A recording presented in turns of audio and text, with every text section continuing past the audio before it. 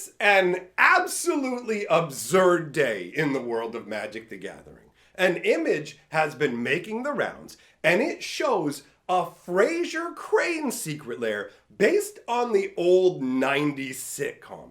And looking at it made me realize that Magic the Gathering has become completely unrecognizable. Magic. I am a wizard! History. I'm an old wizard! The magic historian. My bones hurt. Greetings, owners of fine luxury cardboard rectangles. My friends, I hope the day finds you well because we have gathered to discuss the absurd state of Magic the Gathering and how it's become as a game unrecognizable, which I never thought in a million years I would say. I get that at this time right now, we are in the hype level of Doctor Who spoilers. So, if you want Doctor Who spoiler action, I did a live stream where I went over 40 different cards, actually even more than 40. So, if you want to see all that goodness, I'll leave a link at the end of the video, and I'll leave a link down in the comment section so you can enjoy some Doctor Who style goodness. But after seeing this Frasier Crane secret lair image, I couldn't get over my thought process that was saying, yo, Magic really has become unrecognizable. So let's start out by taking a look at the image, my friends. This is the absurd future that we are living in. I don't know how many of you know the Frasier Crane sitcom from the 90s, but since we're talking about it, I'll let you know it's actually one of the best sitcoms ever made. A lot of sitcoms got canceled because they fell off, people weren't enjoying it anymore, so they just ended it. Frasier ended not because people weren't interested anymore, but because it became too expensive to make the show anymore. Kelsey Grammer, the dude who played Frasier, was getting $1 million an episode back in the 90s, and they went, we can't afford this no more. So, lo and behold, 3 days from now, on October 8th, this show is getting rebirthed. And so we see this image circulating where it says Frasier. He's listening. And you see Magic the Gathering Universe Beyond, Frasier. You look at it all, you got the different individual characters. You got Frasier, you got Niles, Marty, Roz. Everybody is there, right? Even Eddie is shown in the image. So, in terms of really making you think of Frasier, it hits the nail on the head. Here's the deal. When you look at the image, does it feel real or fake? You can't actually tell. When I saw this, I immediately went, whoa, they're making a Frasier secret lair as a tie-in? And then I had to start doing some digging to find out, no, actually, they aren't. This image is not real. This was made as a joke, but the only real indicator that you can get by looking at this image is if you look all the way down in the bottom where you see the copyrights, and it says that it's like a copyright of Comcast or whatever. Basically, they have the wrong individual saying that they own Frasier. That's the only tell that lets you know this isn't real. So I sat there stunned going, yo, we've reached the point where you can slap anything into an image and go, this is a new secret lair, and people will believe it. Like literally what I do for a living is talk about Magic the Gathering. I dive into the Magic news every day. Part of what I do is to discern falsehood from reality. But this got me instantaneously because Wizards of the Coast will do a secret lair for anything, and Frasier is coming out in 3 days, right? So you look at the past,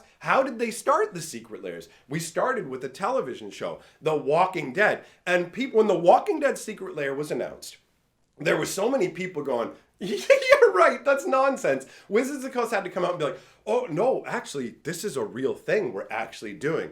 And then people went rioting in the streets. I don't know if you guys remember, but there was massive rage outs where people were like, I ain't playing with these cards. I ain't playing against anybody who has them. These aren't welcome at my table. Because it is genuinely jarring to see real world individuals, especially actors that have been made famous in television shows and movies, depicted on Magic cards, right? The new Ixalan Jurassic Park stuff, really, like Jeff Goldblum is a hugely famous guy, and he was in a ton of movies and stuff when I was growing up. So him specifically, like the characters from The Walking Dead, mostly, you know those characters from The Walking Dead. But Jeff Goldblum is a completely different beast, right? So seeing those on Magic cards is a head trip. And we've reached the point where Wizards is leaning so heavily into these secret layer insane concepts that it's overall being massive detrimental to the game. And by that, I mean Wizards of the Coast focus is on doing a really good job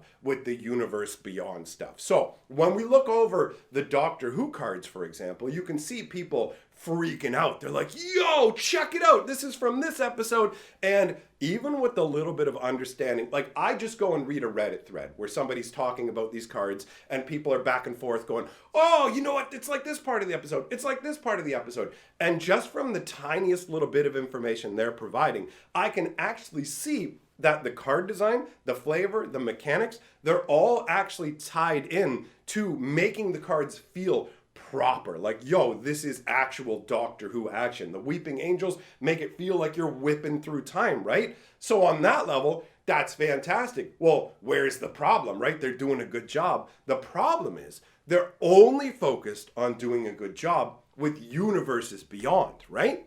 So when it comes to Universes Beyond, every little detail is being selected. Okay, we're going to do this, we're going to do this, right? When it comes to the regular Magic the Gathering, they're just like, who cares? We're not even going to make sure that our stories line up anymore. In the recent past, we have had stories that literally get the names for characters wrong, where they go, okay, this character's name is Akira. Well, no, now I'm doing it. Akiri. The character's name is Akiri. In the story, they write it as Akira. I've spoken with people who have gotten into arguments going, there is nobody named Akira. It's Akiri. It's Akiri. And I said, why didn't you just show them the card? It's like, oh, you know what? Actually, that's a really good point. But the point I'm trying to make is that Wizards of the Coast is fully focused on Universes Beyond. The cards get a ton of focus in terms of making sure that the flavor fits, the characters are representing what they are, continuity matters, where with Magic the Gathering in the main set, we're getting the complete opposite, where you just go, you literally don't even care about what's going on. Look at what they tried to do with the Phyrexian Aftermath set, where they went, hey, March of the Machines Aftermath. We totally just carved a little bit off of March of the Machines, and we want to sell it to you as a full set with no commons or uncommons. The story itself will just be the tail end of the story that we tore off. You can tell none of it was, the set of Aftermath was an afterthought, right? They just basically went, hey, maybe we can milk some more money out of people, because they're not spending their time focusing on designing good sets for us anymore. They're spending their time focused on Universes Beyond. And this is having a knock-on effect. First of all, Magic is unrecognizable. Anything can be a Magic card now. It's like if you took Lord of the Rings, and instead of in Lord of the Rings, they weren't worrying about, you know what, let's make sure Gandalf looks the way he's supposed to. Let's make sure Sam is the stalwart individual he is. And they're like, yo, hold on. We're doing this Lord of the Rings, so we really have to focus on Magneto's flavor and Rainbow Bright. Like, I feel like the Rainbow Bright flavor isn't tight enough. So pull 3 more people over onto this team, focus on that design, get the Magneto working, and you're just like, I'm sorry, I thought this was Lord of the Rings. And then they put out a card called the One Wrong, and it's just like you didn't even get the name of the most important thing in your own property right. Like, Wizards is so focused on pulling money from outside of Magic, and by that I mean, yo, do you play Warhammer? Come into Magic. Yo, do you play this other game? Get on in here. Do you like Doctor Who? Come on now. So, I mean, on one hand, it's good for the game to bring in new blood, right? You have new people playing your game. That's good news.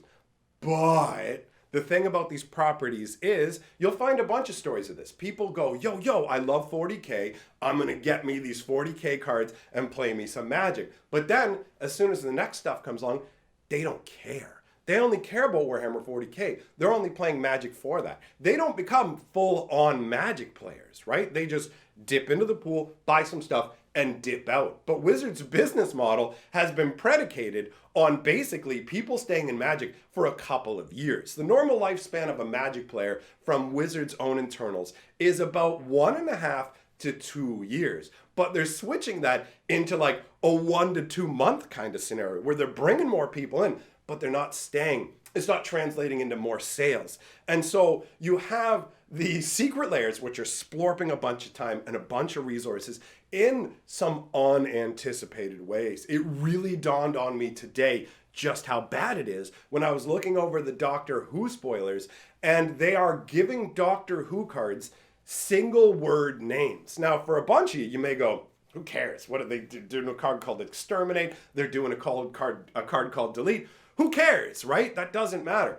But fundamentally, underneath, you have to understand, when it comes to Magic card design, they have a bunch of rules. And one of the rules has been to keep one-word names until you get the absolute perfect card to make that with. Because once you make that one-word name, like you can make a Crusader, right? But then from then on, it has to be Jimmy's Crusader, Hot Dog Loving Crusader, Crusader of Hot Dog Touching, the Tickle Crusader, right? And so you have different words that end up basically being sporked up by these universes beyond instead of in the main Magic. Now, yeah, they can reprint these into main Magic, and it's not automatically a bad thing that they're using one-word names for these cards, but it shows fundamentally that their design process is favoring Universe Beyond over their actual properties, and that's a huge problem, right? Where you go, okay, so these things that aren't the main game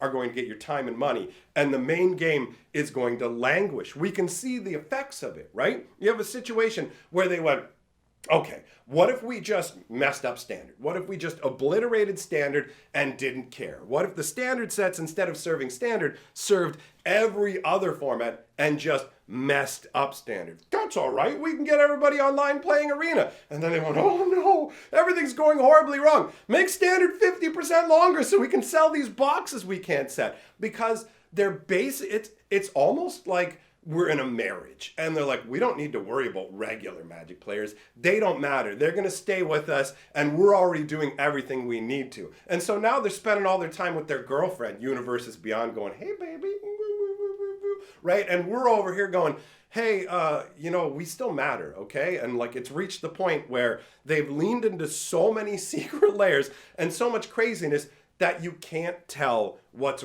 real anymore. Magic has become such an absurd joke that something like the Fraser secret layer skates through. Before, you would have to try really hard to troll the Magic community. To make up something that would actually fool people, you would have to walk a certain line. Now you can pick any property. It does, like the Frasier one works because it's coming out in like 3 days. The show's being rebooted. So it makes sense why they would even tap into that. But you could pick some property from 30 years ago that's never been touched since. Here's a secret layer coming for it. And people would absolutely believe it. And if reports are to be understood and are correct, then we're going to be getting even more secret layers going forward, because Hasbro is desperate for money right now. Wizards of the Coast is one of their biggest producers. D&D isn't cranking the money. So the money has to come from Magic the Gathering. Hasbro told its shareholders, we're going to crank the profits by 50% in 2 to 3 years, which is the exact same promise we got before of 5 years doubling profit. So they went, we're going to double the profits in 5 years, and now we're also going to go ahead and do it again. It's unsustainable. They're not building Magic the way they used to.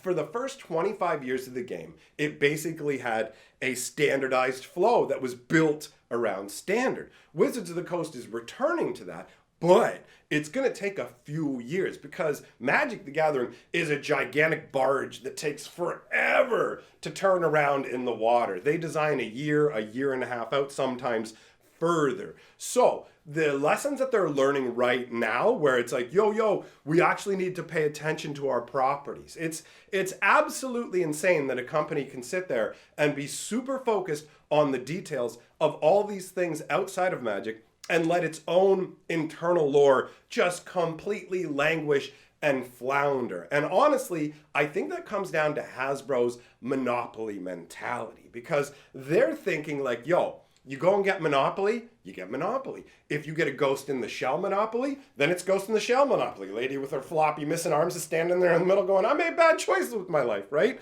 So, but the thing is, with that Monopoly board, it's just Monopoly. You don't take multiple different monopolies and put them together. So if you got it, you've got your one themed monopoly and that's it. So that's what happens with customers as well. The people who care about these particular properties, these particular cards, they will get just those cards and they won't become regular Magic players. Now, that wouldn't be a big problem if overall Magic had proper stewardship, right? Where it was like, okay, sure, they do these Universes Beyond, which brings in these Johnny come latelys and Johnny goodbyes, and they're here for a bit. We got some fair weather friends, and they bounce out. That would be absolutely fine because the fundamental health of the game underneath it would be good. But you have a company that's not focused on actually maintaining something integral to their brand and making sure that you can tell Magic the Gathering is Magic the Gathering. We've reached the point where it literally is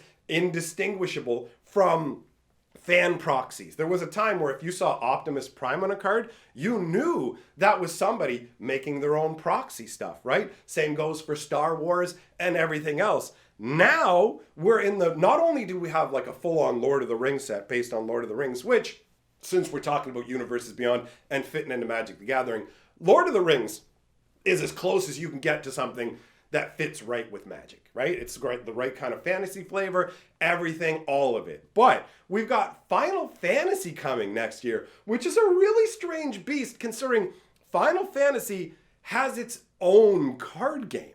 So Hasbro's going, let's make Final Fantasy cards when Final Fantasy cards are already being made by the people who make Final Fantasy, and you just scratch your head and going, so does anybody have faith in their product anymore? Why are the Final Fantasy people letting you make Final Fantasy cards when there's a Final Fantasy card game? And why are you making Final Fantasy Magic cards when there's a Final Fantasy card game? Like, what's next? Are we literally going to have some weird Yu-Gi-Oh crossover where now Yu-Gi-Oh is literally Magic? They just get more and more desperate with what they're doing. Instead of focusing on building the lore and the worlds and everything else that we need in regular Magic, they're way more focused on Universes Beyond and then trying to figure out little gimmicks maybe to try and make up for things instead of actually fixing the underlying problems and getting card design back on track, making sure Magic has its own solid IP. The fact that they're just making lore decisions based on end numbers where they go,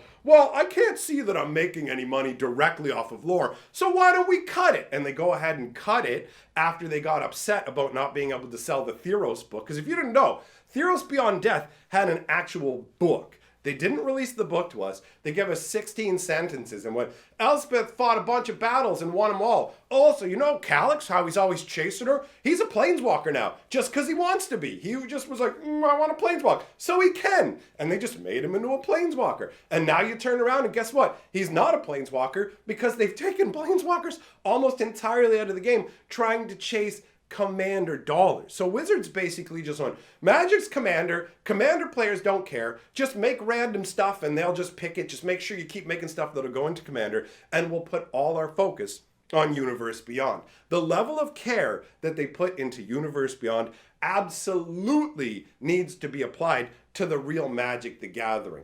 These little like side things can only give you a boost here or there, and the fact that Lord of the Rings is the best-selling Magic set of all times. I mean, part of that has to do with the fact that prices are higher now, right? So Wizards has made the most money they've ever made off of a Universe Beyond set, but it's come at the cost of destroying Magic the Gathering's identity. The game is just a random mishmash that you can slap, like whatever, why don't we do a spandex short secret lair where it's a bunch of guys in spandex shorts going, ooh, papa. Like, and when I say this, my brain doesn't even wave it away as an impossibility because they have people running out there. They had somebody who's in charge of the secret lairs going, my job is to make sure you guys are surprised. So we have even more secret lairs coming. So we're getting even further out onto this little cliff edge where it's just crumbling underneath, where the majority of Wizards' money is coming from Universes Beyond right now, but it's not sustainable and they're not taking the steps to make the main game sustainable. They just announced recently that they're returning to the old way of handling Standard, and that will help the game, but it's going to take years because the card design is from like a year and a half ago where they went, okay, here's the theory we're going on. And that's why we have a huge problem. Magic is absolutely unrecognizable. It's going to get worse. And the only way that Wizards can think of to make regular Magic sets sell now is to cram them full of reprints. And we've seen that the reprint ship has sailed. Commander Masters was completely rejected, right? That thing did awfully. So it's reached a point where you can't use reprints to shore up your main sets anymore. You absolutely need to do more. Wizards knows that it's diminishing returns, but at the same time is pushing harder into the territory by going, now we have special guests in the sets, right? Which are the exact same difference as the list or the mystical archive. They've just been given a different name to say, yo, this special guest stuff is now evergreen. So from now on, we're always gonna, like, there was a time where they would have some reprints in a set to goose the set's numbers, to get you to like, oh, hey, check it out. We put Time Warp in here or something crazy. And it's like, oh, cool. And also, our foils don't have reminder text anymore. So check it out. It looks really dope with just this tight in the middle of the card. Little things like that that were actually way more successful than all the gimmicky nonsense they're pulling now, and ultimately not making sure that the game functions as it should. It's like they just said, we don't need to worry about a balanced product anymore. We want to make every format rotate. So they turned standard into that. They went, okay, this is going to cause Modern to rotate. Wait until Modern Horizons 3 comes along. It's going to force rotation into Modern because Wizards designs overpowered cards. Think about Ragavan. Ragavan was designed to do exactly that. To punch a hole in Modern and go, well, you have to build around me. Wizards is refusing to accept the fact that people made non-rotating formats because they want stability in their formats. And Wizards is just gone, no, man, we're just going to constantly cram stuff into it and force rotation. But that only works on the short term, right? You can still sell stuff on the short term. But once Modern Horizons 3 comes out and it starts to shake things up like Lord of the Rings already did with the One Ring and Bowmasters, what happens is decks become invalidated. Modern is a hugely expensive format to get into. You can spend like $1,000 building a deck, and then Wizards can go, we released a set, and your deck is worthless. Now, build a new one, get the set, chase it. Also, we made this set more expensive just because it needs to be more expensive so we can try and have more value on the secondary market, more reprint equity. Look at how fast they tapped into Ragavan, right? We've seen all these different reprints that Wizards has been pulling all this stuff from the past, all the way back to Legends with Concordant Crossroads. But they've already done alternate secret layer versions of Ragavan that weren't even in a secret layer. They were given out at events, and it just goes, everything is mishmashed. This attempt to try and use reprints before they would just be seeded into a set as part of the actual set, and they would be part of standard, which means they had to pick exciting reprints, but ones that were balanced in standard. Now they go special guests. We're shoving these cards that aren't even, they're not standard legal. So now we have a new variation of cards that aren't standard legal in standard packs. And it gets really, really confusing where you go, okay, so with the Ixalan set that's coming up, let me get this straight. Caverns is in standard, but Mana Crypt isn't? And what? No, but you got to look at this weird little expansion symbol that we've crammed onto the card. It's just, there's new layers of confusion. Wizards of the Coast reprint strategy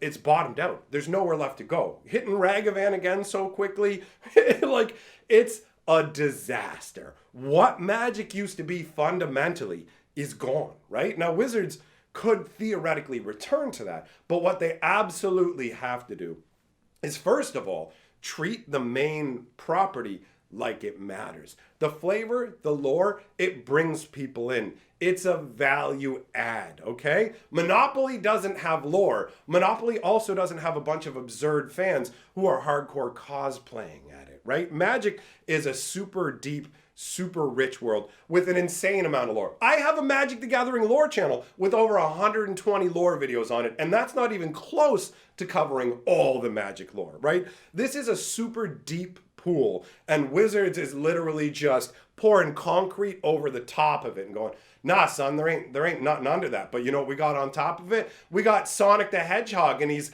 high-fiving the Eggman, and he's also eating Papa Pop popcorn brand, okay? So get your Pizza Pocket secret layer, and it's It's so short-sighted. The game is crumbling. A bunch of people have left the game. In fact, you can even see it reflected in YouTube. If you look across the board, Magic channels on YouTube are mostly trending downwards. It's not a one or two kind of thing. It's across the board because Wizards of the Coast has driven a ton of people away from the game without bringing new ones in. How have they done it? By making Magic the Gathering something it's not. By making Magic the Gathering unrecognizable.